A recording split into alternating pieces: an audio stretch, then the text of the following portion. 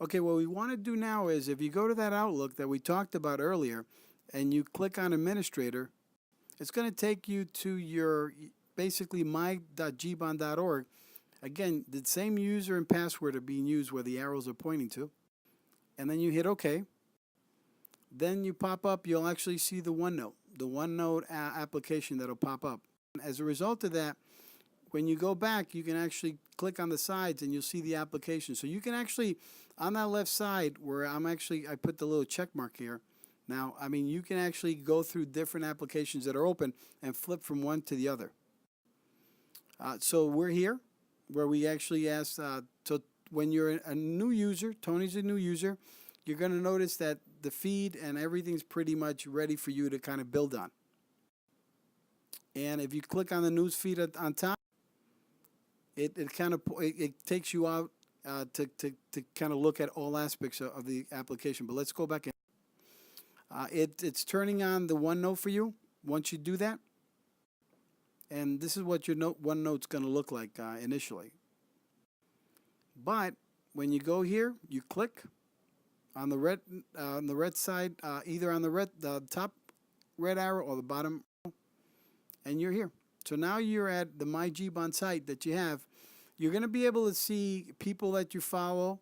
You're going to be able to see documents that you on the SharePoint site, and Rodney's going to be showing you this, where you can hit follow and you can follow.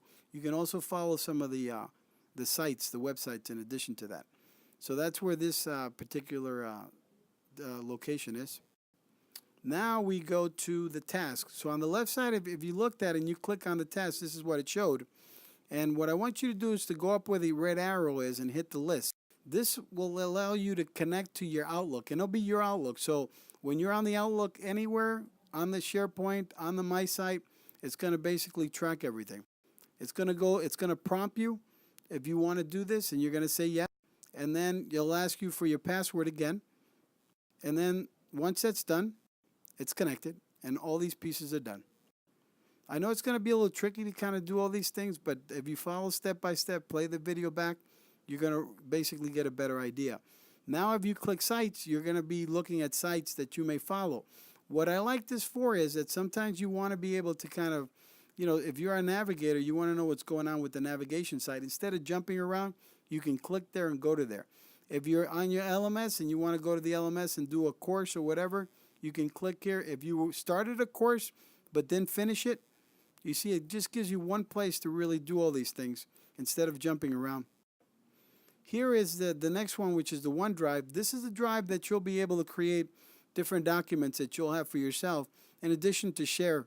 So for example, we have ours here with the administrators and our ACOs, and these are things that I follow with our administrators.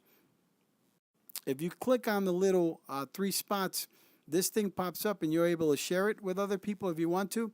You can edit it. If you hit edit, it allows you to edit the particular, like the OneNote, on your desktop or the web browser, which is kind of nice, and you'll get more of that feature. Then on the other 3 dots here, you start getting other views and other things you can do with the program. Again, we're just beginning to kind of give you more instructions on it. Rodney's working hard. These are just ways to kind of make things a little bit easier at gbuahn.